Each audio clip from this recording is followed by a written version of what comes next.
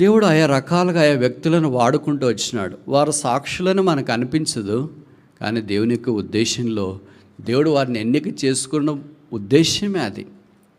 యేసు ప్రభు వారు ఈ లోకాన్ని విడిచి వెళ్ళక మునుపు శిష్యులతో చేసిన సంభాషణ మనకు పరిచయం. అది యోహాను సువార్త 14వ అధ్యాయం నుండి 17వ అధ్యాయం దాకా ప్రస్తావించబడిన సంగతి మనకు పరిచయం. మీరు నాకు సాక్షులు, యు ఆర్ మై విట్నెసెస్. దీన్ని కొద్దిగా యాంప్లిఫై చేసి ఇంకా మనం అర్థం చేసుకునేటట్లుగా, ఇంకా మనము ప్రభు కొరకు ఎలాగ జీవించాలని జ్ఞాపం చేసుకునేటట్లుగా ప్రభువు ఇంకా కొన్ని మనకు బిడుదలు ఇచ్చినాడు. మన పేర్లు మార్చినట్లు, మన పేర్లు మార్చేది లేదా ముద్దు పేరు మనకు పెట్టేది మనకే ఆశ్చర్యం వేస్తుంది. మనల్ని ముద్దు పేరు పెట్టారా అని. మనకేంటి పేర్లు పెట్టడం ఏంటి అని మనకు కూడా కొన్ని పేర్లు పెట్టినాడు. ఏమని? మీరు పరిశుద్ధులు అని. మేమేంటి ప్రభు పరిశుద్ధులు, అది ఎవరికో పెట్టాల్సిన పేరు మాకు పెట్టేశారేంటి? మిస్ నేమింగ్ అని అనుకుంటాం. మీరు నీతిమంతులు, మీరు దేవుని పిల్లలు, మీరు క్రీస్తు రాయబారులు, మీరు క్రీస్తు స్వాస్థ్యము, ఇవన్నీ పేర్లు చూస్తే మనకి చాలా ఆశ్చర్యం వేస్తుంది. మన పేర్లు చాలా భిన్నంగా ఉండవలసినవి. ఇలాగ దేవుడు మనల్ని ముద్దు పేర్లు పెట్టినాడు. దాంట్లో ఒకటి ఏంటంటే సాక్షులు, యు ఆర్ మై విట్నెసెస్. మిగతా పేర్లు ఏం పెట్టాడు? ఈ పేరు చివరి పెట్టినట్లుగా యోహాను 15వ అధ్యాయంలో శిష్యులతో యేసు ప్రభు చేసిన ప్రస్తావనలో మనకు జ్ఞాపకం చేయబడుతూ వచ్చింది. యోహాను సువార్త 15వ అధ్యాయంలో పెట్టిన 4 పేర్లు మనం చూడటానికి సాయంకాలం ప్రయత్నం చేస్తాం. యోహాను సువార్త 15వ అధ్యాయం. ఈ సాక్షులు అనే పేరుతో సహా అయితే 5 అవుతాయి కనుక మొదటి ఏం పెట్టాడంటే యోహాను సువార్త 15వ అధ్యాయం 5వ వచనం.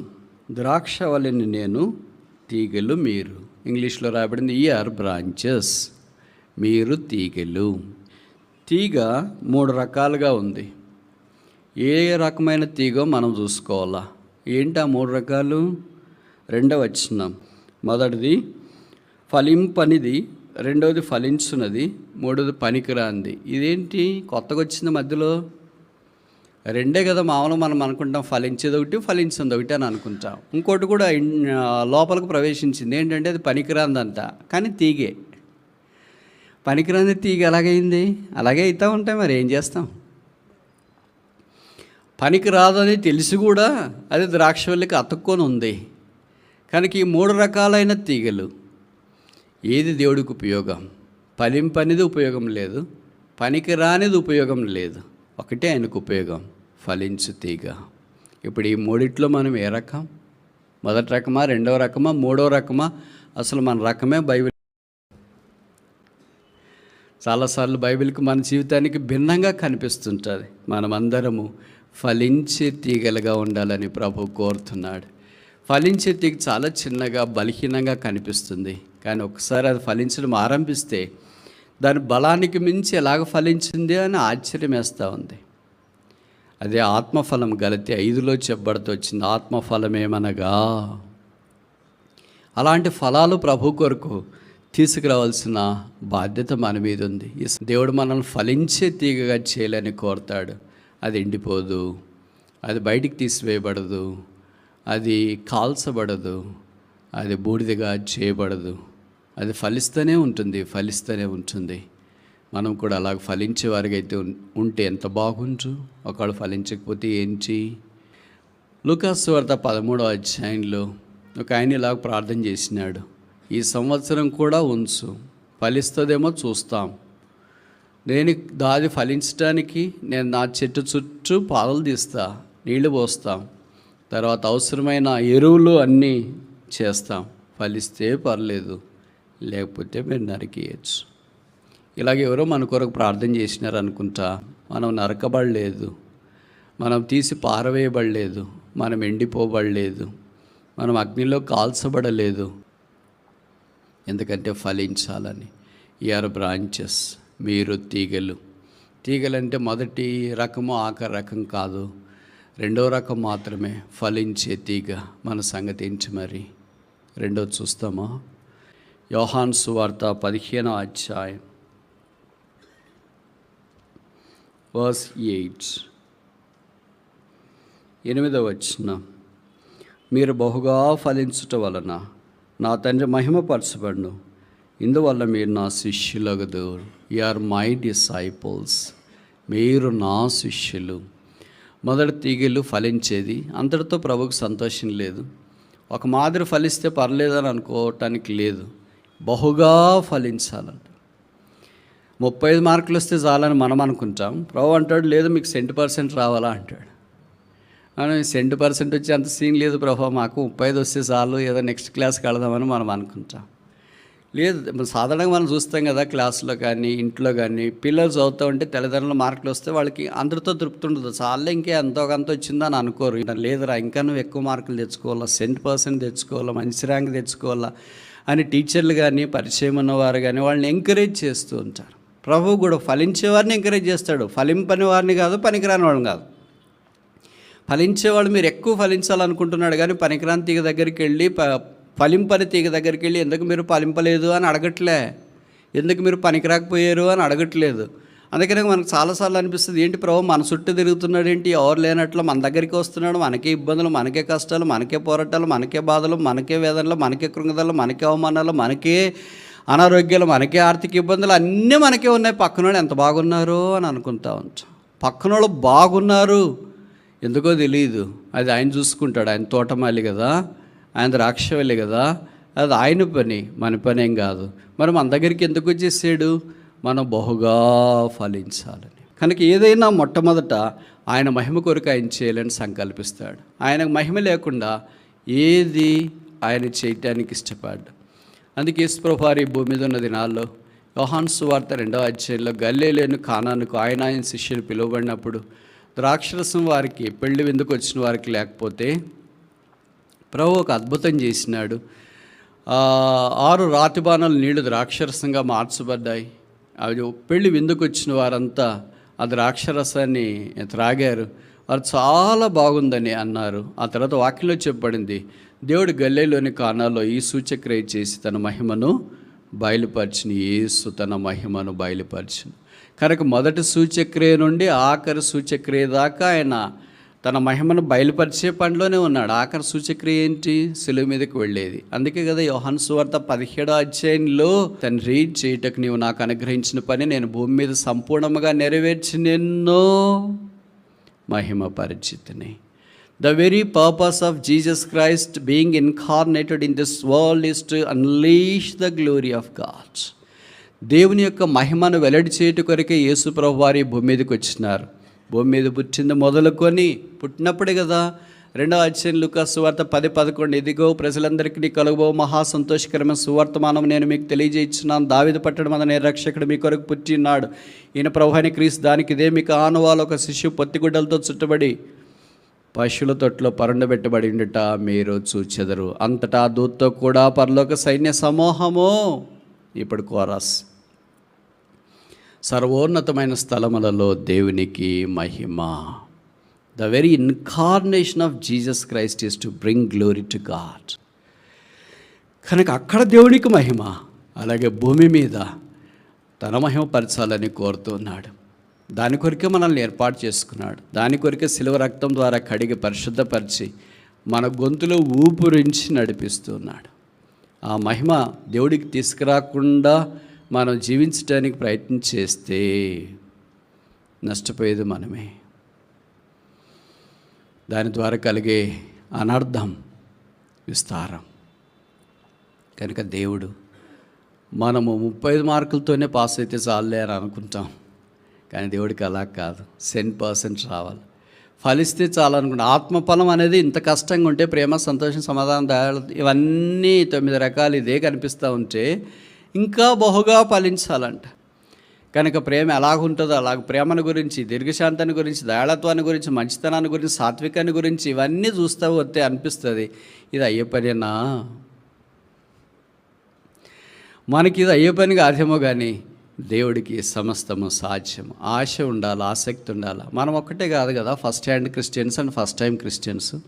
మనకంటే ముందు బైబిల్ చరిత్రలో ఎంతోమంది వెళ్ళారు. అందుకే అపోస్తలుడైన పౌలు హెబ్రీ 12లో జ్ఞాపం చేస్తున్నాడు, ఇంత గొప్ప సాక్షి సమూహం మేఘం వలె మనల్ని ఆవరించి. వాళ్ళంతా ముందెళ్ళిన వాళ్ళే, వాళ్ళంతా ఈ మార్గం గుండా వెళ్ళిన వాళ్ళే, వాళ్ళంతా బహుగా ఫలించడానికి ఇష్టపడిన వారే. దేవుడు అలాంటి వారిని వాడుకుంటూ వచ్చినాడు. బహుగా ఫలించాలంటే ఊరికే రాదు బహుగా ఫలం. దానికి ప్రయాసం ఉంటుంది. కష్టపడకుండా ఫలితమేం రాదు. 100% వచ్చిన రాత్రంతా పడుకుని ఉదయం పరీక్ష రాస్తే 100% రాదు. అలాగే మంచి ఉద్యోగాలు వచ్చిన వాళ్ళు వారు ఏం కష్టపడకుండా చెమటోడ్చకుండా వాళ్ళు వెళితే వాళ్ళకి ఉద్యోగాలు ఏం రాదు. ఆహార్నిశలు కళ్ళు కొత్తలు వేసుకొని చదివించారు. అలాగే పరిచయం చేసిన గొప్ప భక్తులు కూడా ఆదికాండం మొదలుకొని వారు ఎంతో ప్రభు కొరకు సమర్పణతో జీవిస్తూ వచ్చినారు. అంతెందుకు పౌలు యొక్క జీవిత చరిత్రను గురించి ఆయన బయోగ్రఫీ మాదిరి కొరింథీయులకు రాసిన 2వ పత్రికలో రాస్తూ వచ్చినాడు. ఆయన కష్టాలు, ఆయన ఇబ్బందులు, ఆయన బాధలు, ఆయన అవి అసలు చదవటానికే అంత ఇబ్బందికరంగా ఉంటాయి. అలాంటి మార్గం కూడా వెళ్ళారు కనుక వారు విశ్వాస వీరుల జాబితాలో అలాగే నిలబడిపోయారు. మనం ఫలించడమే కష్టంగా ఉంది. బహుగా ఎప్పుడు ప్రభావం మేము ఫలించేది? జస్ట్ ఫలిస్తేనే ఆయనకు మహిమ కాదు, బహుగా ఫలిస్తేనే మహిమ. మనం 35 మార్కులు తెచ్చుకుంటేనే మహిమ కాదు. తల్లిదండ్రులు 35 వచ్చిన బలి చేసేసారా, అసలు జీవితానికి సార్థకత వచ్చిందంటారా? కాలేజీలో కూడా 35 మార్కులు వచ్చిన వాళ్ళు లిస్టులు బయట బోర్డు పెడతారా? ఎవరు పెడతారు? అడ్వర్టైజ్మెంట్లు వస్తుంటాయి కదా, బయట ఫ్లెక్సీలు పెడుతూ ఉంటారు కదా. రిజల్ట్స్ వచ్చినాయి, ఇంటర్ రిజల్ట్స్ వచ్చినాయి, డిగ్రీ రిజల్ట్స్ వచ్చినాయి, చూస్తూనే ఉండండి. ర్యాంక్స్ 1 1 1 1 1 1 1 1 1 2 2 2 2 2 3 3 3 ఇట్లాంటి బోర్డులు పెడతారు. కానీ కింద 35 మార్కులు వచ్చిన వాళ్ళకి 30 30 30 30 అని పెడతారా? మరి మన టైప్ ఏంటి? ప్రభు మనల గురించి కూడా సాతాను ఎదుట చెప్పటానికి, సాక్ష్యం ఇవ్వటానికి, ఇదిగో నేను ప్రేమించే సంఘము, నాకు ఇష్టమైన వారు, బాగా ఫలించిన వారు, 35 వస్తే చాలు వాళ్ళతో అని చెప్పావు కదా సాతానా. ఇప్పుడు చూడు వాళ్ళకి ఎన్ని మార్కులు వచ్చినాయి. మన దగ్గర కూడా అంతే కదా. కొన్నిసార్లు మన ఇంట్లో వీళ్ళు తల్లిదండ్రులకే పోట్లాట వచ్చింది అనుకో, వాడు పాస్ అయితే చాలు అని నాన్నగారు అన్నారు అనుకో, కుస్తీ బట్టి అట్ట ఇటు చేసి వాడిని మొత్తానికి పాస్ చేయించి 35 నుండి 60కి తెచ్చింది దానికి. ఇప్పుడు చూడు 60 ఇచ్చినాయి, నువ్వు పాస్ అయితే చాలు అన్నావు. అలాగే దేవుడు కూడా సాతాను దేవుడితో పోటీ పెట్టుకుంటున్నప్పుడు దేవుడు పరిశుద్ధాత్మ ద్వారా మనల్ని సిద్ధపరిచి, ఇప్పుడు చూడు వాళ్ళు ఎలాగ ఫలించినారు, ఇప్పుడు చూడు వాళ్ళు ఎలాగ విస్తరించినారు, ఇప్పుడు చూడు ఎలాగ వ్యాపించినారు. ఇది బహుగా ఫలించాలంటే దీనికి చాలా శ్రేష్టమైన నీళ్ళు ఉండాలా, ఎరువు ఉండాలా, అవసరమైన సదుపాయాలన్నీ ఉండాలి. అందుకే బైబిల్లో రాయబడింది, వారు వేరు పారిన వారై స్థిరంగా ఉండాలని. అలాగే ఇది ఒక చిన్న గ్రామము మాది. మా ఇంటి ముందు చాలా ఖాళీ స్థలం ఉంటే కొబ్బరి చెట్లు అంటాం కదా, అవి తెచ్చుకొని పెట్టుకున్నాం. అప్పుడు చిన్నపిల్లలు చాలా సరదాగా ఉండేది. దానికి రోజు నీళ్ళు పోయడం ఆరంభించినాం. దానికి ఎక్కువ ఇష్టమైపోయి ఎక్కువ నీళ్ళు కొంతకాలం అయిపోయిన తర్వాత అది ఎండిపోయింది. ఎందుకు ఎండిపోయిందని వాళ్ళ నీళ్ళని అడిగితే, ఏం చేస్తాం, ఎందుకో ఎండిపోయింది, నీళ్ళు ఎక్కువ పోసిరా. నీళ్ళు ఎక్కువ పోస్తే ఎండిపోవు చెట్లు, అందులో అది నేల పీల్చుకుంటుంది కదా, ఎందుకు ఎండిపోయిందని ఎవరో ఒక హార్టికల్చరిస్ట్ ఉంటాడు కదా, అంటే తోటలు చూసేవాళ్ళు, వాళ్ళ పరిచయం ఉంటే వాళ్ళని అడిగా, ఎందుకు ఎండిపోయింది బ్రదర్ ఇది? మా ఇంటి దగ్గర కొబ్బరి చెట్టు కొబ్బరికాయలు కాస్తుంది అనుకుంటే అసలు అదేంటి పైకి ఎదగకుండానే ఎండిపోయేసింది, దీని మీద చాలా ఆశలు పెట్టుకుని ఉన్నాయి, ఇలాగ అయిపోయింది ఏంటి అని అంటే, బ్రదర్ మీరు పాదలు దవ్వేసారా? నా పాదలు దవ్వామండి. ఎరువేస్తున్నారా? వేస్తున్నామండి. నీళ్లు పోస్తున్నారా? పోస్తున్నామండి. మరి ఇంకెందుకు ఎండిపోయింది బ్రదర్ అని అన్నాడు. ఇప్పుడు మాదిరి స్మార్ట్ ఫోన్లు లేవు కదా, ఫోటో తీసి ఆయనకి వాట్సాప్లో పంపించడానికి. కానీ ఏమో బ్రదర్ ఎండిపోయిందంటే ఆయనకి ఎందుకో డౌట్ వచ్చింది. ఒక మాట ఇలాగ అడిగారు, అసలు మీరు ఏ నీళ్లు పోస్తున్నారు బ్రదర్, మంచి నీళ్ళు పోస్తున్నారా ఏంటి అని. అప్పుడు మా పొరపాటు ఏమో అర్థమైంది. ఏంటంటే నీళ్లు సర్ఫ్ పెట్టి బట్టలన్నీ ఆరేసిన తర్వాత బకెట్లు మిగులుతాయి కదా, అవి పడేయడం మీద కానీ దానికి పోసిన. ఎంత తెలివి ఉంటుంది చూడు. నీళ్లు పోయాలి కానీ సర్ఫ్ నీళ్ళు పోస్తే అలాగ సర్వ్ అవుతుంది. అలాగే మనం కూడా క్రైస్తవ జీవితంలో వాక్యం చదువుకోవాలి కానీ బాగుపడాలి కానీ విధానంలో ఉంటే ఎలాగ బాగవుతాం? ఇంకా అదంతే అయిపోయింది. తర్వాత బ్రదర్ వేరే చెట్టు పెట్టుకోవచ్చు అంటే వేరే చెట్టు పెట్టుకోలేనంతగా ఆ స్థలం కంటామినేట్ అయిపోయింది, ఇంకా ఆ స్థలంలో పెట్టడానికి లేదని. ఎందుకంటే అంత సర్ఫే అడతావుతే. This is true. ఉప్పు దగ్గర కూడా అంతే. మీలో కొంతమందికి పరిచయం కదా, యూనివర్సిటీలో నేనుండే స్థలం దగ్గర కూడా ఒక రూమ్ బయట ఒక పెద్ద చెట్టు ఉండేది. ఉన్నట్టుండి అది కూడా ఎండిపోయింది. చాలా నీళ్ళు బాగా పోస్తున్నారు, మంచి నేల అంటే సాయిల్ మంచి రుచి దాని చుట్టూ పోసి అన్ని దాన్ని బాగా భద్రంగా చూసుకుంటా ఉంటే ఉన్నట్టుండి ఎందుకు ఎండిపోయిందబ్బా అని ఆలోచించిన. కొంతకాలం అయిపోయిన తర్వాత తెలిసిన సంగతి ఏంటంటే, యూనివర్సిటీలో ఉన్న డిపార్ట్మెంట్ పిల్లలు ఉంటారు కదా, వాళ్ళు ఏదన్నా ఈవెంట్ చేసుకున్నప్పుడు ఆ బండ్ల మీద అంటే టైల్స్ మీద ఉప్పుతో డిజైన్ చేస్తారు. ఏదో వెల్కమ్ అనో, డిపార్ట్మెంట్ సో అండ్ సో అనో, యూనివర్సిటీ అనో ఏదో ఒక లోగో వేసినా, ఏది వేసినా ఉప్పుతో చేస్తున్నారు. సరే, కార్యక్రమం అంతా అయిపోయిన తర్వాత స్వీపర్లు ఏం చేస్తారంటే ఉప్పునంతటిని ఒక పాత్రలో కలెక్ట్ చేసుకొని వెళ్ళి ఆ చెట్టు దగ్గర పడేస్తున్నారు. ఉప్పు ఎక్కువై చెట్టు చచ్చిపోయింది. ఆ తర్వాత వేరే జరిగింది అనుకోండి, ఇంక ఉప్పుతో ఏం చేయకూడదు యూనివర్సిటీ కార్యక్రమంలో అని ఒక సర్క్యులర్ జారీ చేయబడ్డాం. కనుక విచిత్రం ఏంటంటే, మనం దాన్ని చేయాలని చాలాసార్లు ప్రేమతో అనుకుంటాం, ఇది బాగా రావాలా, ఇది బాగా రావాలా, ఇది బాగా రావాలా, ఇది బాగా రావాలా అని. కానీ బాగా రావాలనే అత్యాశతో బహుశా సరైన విధానంలో చూడట్లేదేమో. ప్రభు మన విషయం కూడా బహుగా ఫలించాడు. అయితే బహుగా ఫలించుట కొరకై దేవుని వాక్యం అనే పాలు ద్వారా, పరిశుద్ధాత్మ దేవుడనే సహాయము ద్వారా, సహవాసం అనే ప్రోత్సాహం ద్వారా, ప్రార్థన అనే ఊపిరి ద్వారా, పరిచర్య అనే ఎక్సర్సైజ్ ద్వారా మనము అంచెలంచెలుగా ప్రభు కొరకు బహుగా ఫలించేవారు ఉండాలని దేవుని యొక్క ఏర్పాటు. మన సంగతి ఏంటి? మూడోది చూస్తామా? యోహాను సువార్త 15వ అధ్యాయం, జాన్ చాప్టర్ 15.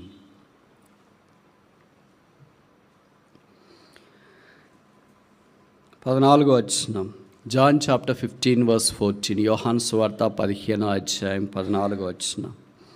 నేను మీకు ఆజ్ఞాపించు వాటిని చేసిన ఎడల మీరు నా స్నేహితులయ్యుందురు.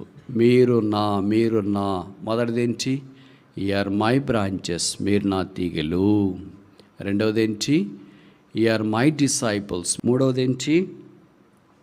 ఇక్కడ రాయబడిన మాట ఆర్ మై ఫ్రెండ్స్, మీరు నా స్నేహితులు. యేసు ప్రభువుకు మనం స్నేహితులు అంతే. ఇది చాలా పెద్ద మాట కదా. నా దగ్గరికి రావాలా, నా రూపంలోనికి రావాలా, నా ప్రేమ మీరు కలిగి ఉండాలా, నా పోలికలో మీరు జీవించాలా, నా మనస్సు మీకు ఉండాలా, నా తగ్గింపు ఉండాలా, నా దీనత్వం ఉండాలా, నా వలె మీరు ఆలోచించాలా, నా వలె ఆశ కలిగి ఉండాలా, నా వలె మీకు ఆసక్తి ఉండాలా. స్నేహితుడైన తర్వాత నాలో లక్షణాలు ఒక్కటైనా విస్మంతైన మీలో కనపడట్లేదు ఏంటి? నిజమైన స్నేహితుడు లెక్కలేని గాయాలు చేస్తాడని. అయితే నిజమైన స్నేహితుడు కనుక ఆయన ఆదుకుంటాడు. అదే నిజమైన స్నేహితుడు యేసు ప్రభు. ఇంగ్లీష్లో ఒక పాట ఉంది కదా, what a friend we have in Jesus. యేసు ప్రభు వలే ఇంకా స్నేహితుడు ఎవరున్నారు?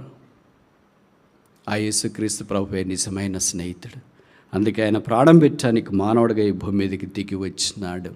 ఇప్పుడు యేసు ప్రభు ఆయన మనల్ని స్నేహితులు అన్న తర్వాత ఆయన ఎప్పుడైనా ఆలోచించినప్పుడు ఈ ఊర్లో పరిచయం చేయడానికి ఎవరిని వాడుకోవాలి, పలానా బ్రదర్కి చెప్పొచ్చు, పలానా సిస్టర్కి చెప్పొచ్చు, వాళ్ళు ఖచ్చితంగా నేను చెప్పిన మాట కాదు అని అనరు అనే నమ్మకం దేవుడివి మన మీద ఉందా? మన మీద నమ్మకం మన ఇంట్లో వాళ్ళకి లేదు. వాడికి చెప్పొచ్చు కదా, వాడెక్కడి మాట వింటాడు. వీళ్ళకి చెప్పొచ్చు కదా, వీళ్ళు ఎక్కడ మాట వింటారు. వీళ్ళకి చెప్పొచ్చు, వీళ్ళు ఎక్కడ మాట వింటారు. మన చుట్టుపక్కల ఉన్న వాళ్ళకే మనం అంటే నమ్మకం లేదే. ఎందుకంటే మన ఫ్రెండ్షిప్ స్ట్రాంగ్ లేదు. It's a weak. ఎలాగుంటుందంటే నెట్వర్క్, వైఫై నెట్వర్క్ మాదిరి ఉంటుంది. సిగ్నల్ వస్తుంటుంది పోతుంది. ఇంక దేవుడు మనల్ని ఎలాగ నమ్మి ఒక పని ఇస్తాడు. ఒక స్నేహితుడిని మనం నమ్మితే కానీ ఆయనకి మనం పని అప్పగించలేము, ఆయనతో మన హృదయాన్ని పంచుకోలేము. దేవుడు అబ్రహామును నమ్మినాడు. బైబిల్లో చెప్పబడింది కదా, బైబిల్ పండితులు అంటారు 3 సార్లు అబ్రహాముని గురించి is my friend, is my friend, is my friend. ప్రభు మన దగ్గరికి వచ్చి ఆ మాట అంటాడా, ఈజ్ మై ఫ్రెండ్ అని. కొత్త నిబంధనలో శిష్యులతో ఆ మాట అంటూ వచ్చినాడు, ఆర్ మై ఫ్రెండ్స్, మీరు నా స్నేహితులు. స్నేహితులతో ఇక అన్బర్డన్ ఇస్ హార్ట్. తన భారం అంతటిని పంచుకోవచ్చు. అంటే మోసం చేసే స్నేహితులు కాదు. కొంతమంది స్నేహితులు ఉంటారు, మన ఇన్ఫర్మేషన్ అంతా తీసుకుంటారు, ఎక్కడికి పోకూడదు అక్కడికి పాస్ చేసి ఉంటాడు దాన్ని. వాళ్ళ ఇన్ఫర్మేషన్ విస్మంతా కూడా బయటికి రానిరు. That is not a true friendship. ప్రభు అలాంటిది ఒప్పుకోవట్లేదు. It's not a selfish friendship, it is unselfish friendship. నిస్వార్థమైన స్నేహం. మనము లోక సంబంధమైన స్నేహాల కొరకు ఎంతో ఇష్టపడుతుంటాం. పలానా బ్రదర్, పలానా సిస్టర్, పలానా ఉన్నతమైన స్థానంలో ఉన్నాడు, మాకు ఫ్రెండ్స్ ఏంటి, ఎంత బాగుండి అనుకుంటాం. ప్రభు ఏం చెప్తుండంటే, వాళ్ళందరి గురించి ఎందుకు ఆలోచిస్తారు, నేనే your friend, do you like to have a friendship. ఇంకో మాటలో మన భాషలో చెప్పాలంటే చెప్పనా, ఆయన ఇప్పుడు ఫ్రెండ్షిప్ రిక్వెస్ట్ పంపించినాడు మనకి. దాన్ని ఏం చేయాలా ఏమో తెలియదు నీకు, సోషల్ మీడియా పదాలు. ఏం చేయాలా? యాక్సెప్టా, రిజెక్టా? మరి ఏం చేస్తాం ఇప్పుడు? యాక్సెప్ట్ చేయాలా, రిజెక్ట్ చేయాలా? 3 విషయాలు మనం చూసినాం. ఆర్ బ్రాంచెస్, మీరు తీగలు. రెండవది ఆర్ డిసైపుల్స్, మీరు శిష్యులు. మూడవది ఆర్ ఫ్రెండ్స్, మీరు స్నేహితులు. 4వది చూస్తాము. యోహాను సువార్త 15వ అధ్యాయం వర్స్ 19, 15-19. మీరు లోక సంబంధులైన యెడల లోకము తన వారిని స్నేహించును. అయితే మీరు లోక సంబంధులు కారు. You are not of this world.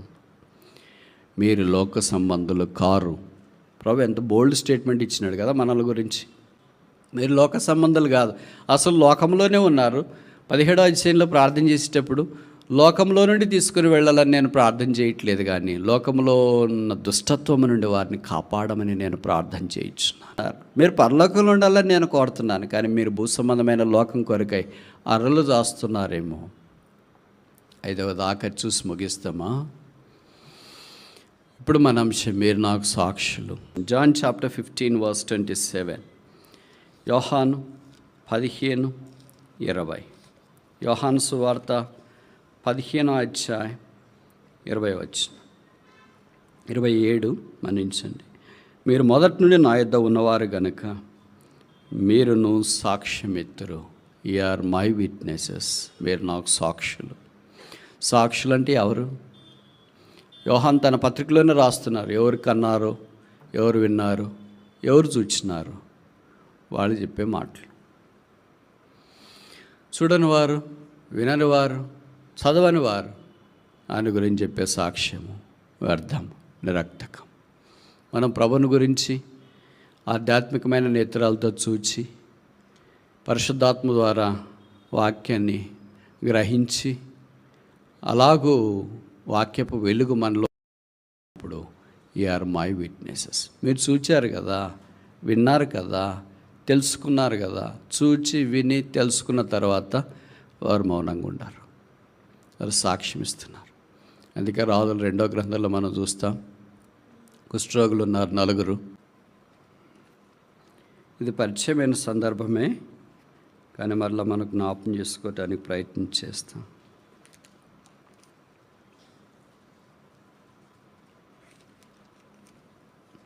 7వ అధ్యాయం 9వ వచనం. 2 Kings chapter 7 verse 9. రాజుల 2వ గ్రంథం 7వ అధ్యాయం 9వ వచనం. వారు మనం చేయనేది మంచి పని కాదు.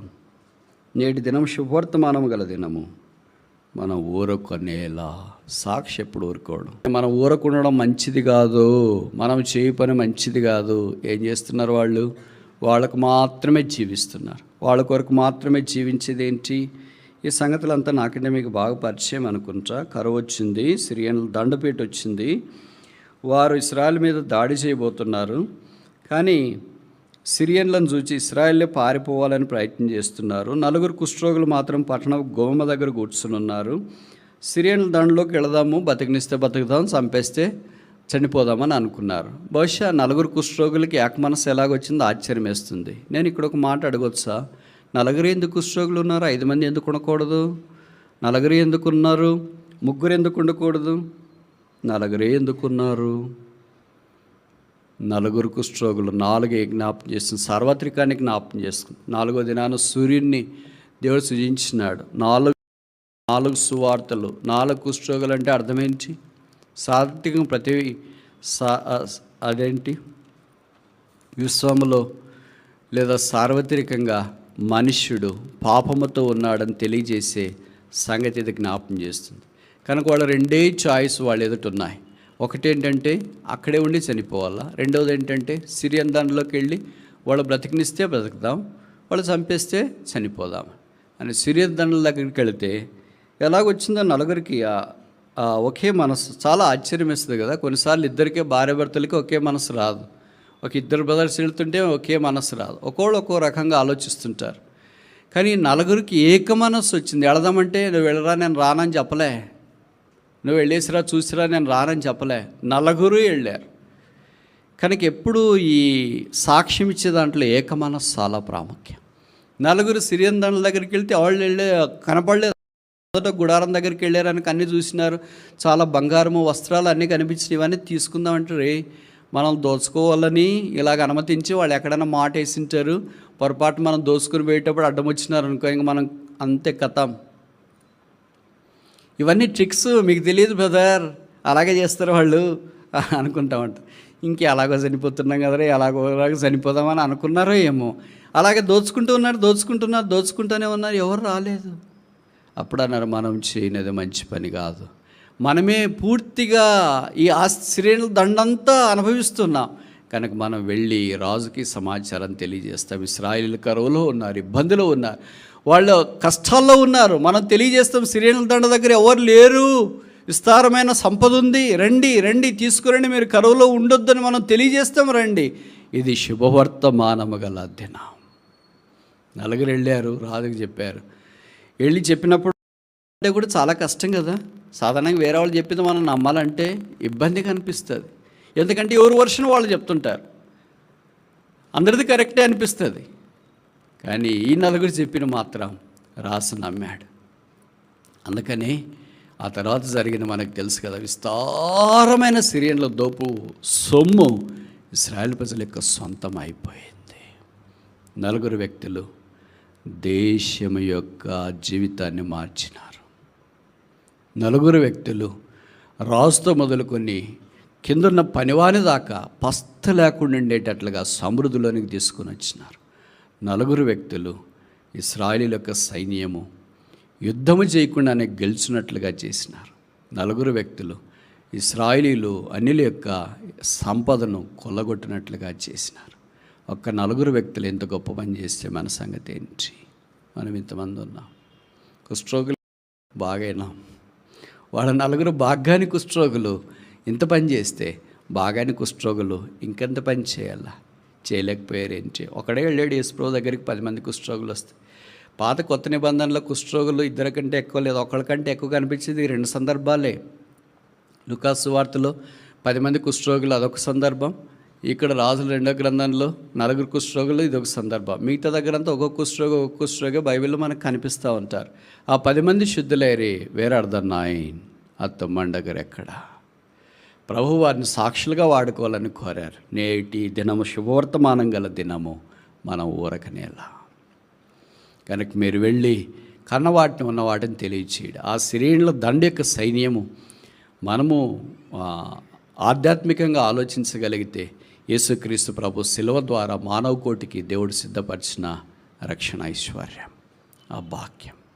దాన్ని ఇతరులు మనం బలవంతం చేయాలి. బలవంతం ఇన్ ద సెన్స్ అంటే ఇక్కడ లూకాసు వార్త 14వ అధ్యాయంలో ఒక యజమానుడు విందు ఏర్పాటు చేసిన తర్వాత దాసులను పంపించి రమ్మని, లోపలికి రమ్మని, విందుకు రమ్మని వారిని బలవంతం చేశాను.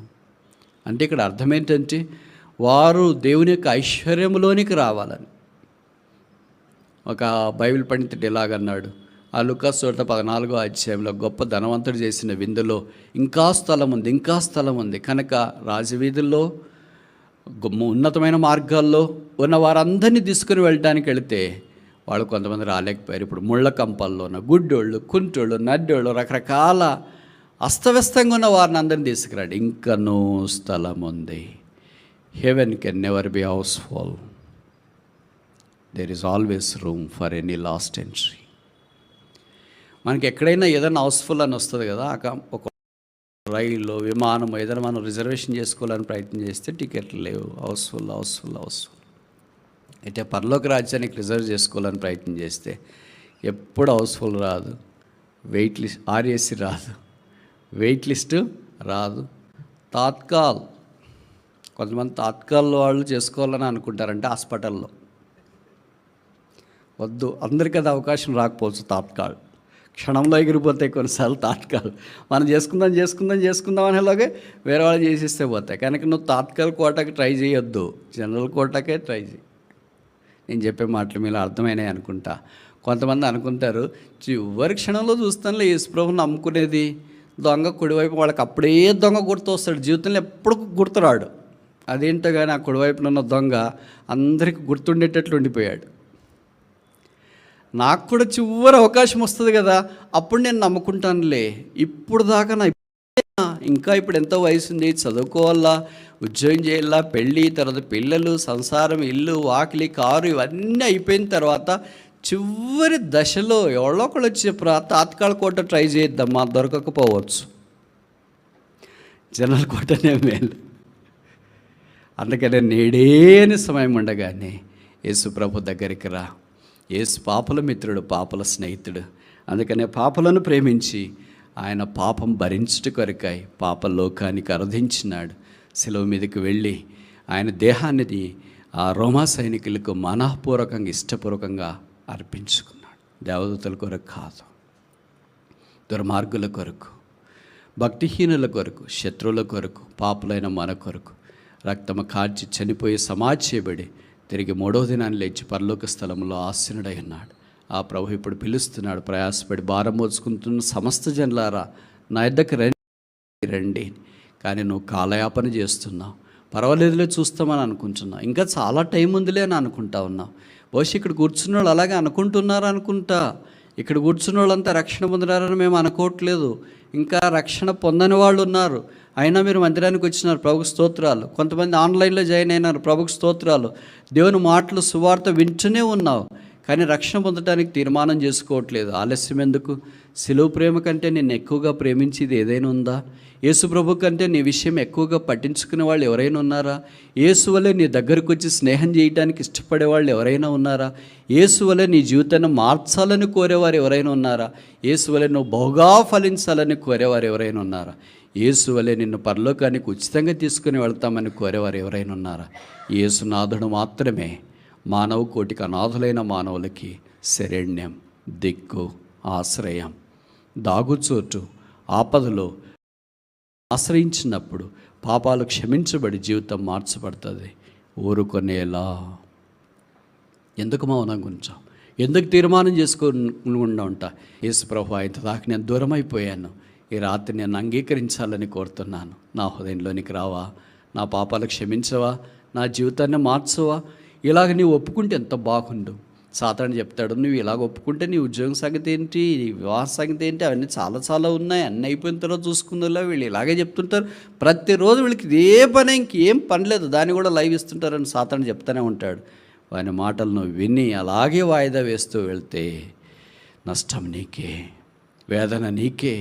అగ్ని ఆరని పురుగు, చావని స్థలము, అగ్ని గంధకములతో మండుగుండం, నరకం నీకే. ప్రేమను గురించి మాత్రమే చెప్పాలనుకుంటున్నాం. ఆ శిలువ ప్రేమ, యేసు ప్రేమ, పరలోక రాజ్యం, దేవుడు సిద్ధపరిచిన ఆధ్యాత్మిక సంతోషం. ఆ సంతోషంలో పాలు పొంది పరలోక రాజ్య వారసులు కావాలని దేవుని యొక్క ఉద్దేశం. అందుకే దేవుడు మనకు 5 పేర్లు పెట్టాడు. మొదటిదేంటి? ఆర్ బ్రాంచెస్, మీరు నా తీగలు. రెండవదేంటి? ఆర్ మై డిసైపుల్స్, మీరు నా శిష్యులు. మూడవదేంటి? ఆర్ మై ఫ్రెండ్స్, మీరు నా స్నేహితులు. నాలుగోదేంటి? Are not of this world, మీరు ఈ లోక సంబంధాలు కాదు. ఐదవది ఆఖరిదేంటి? ఆర్ మై విట్నెసెస్, మీరు నాకు సాక్షులు.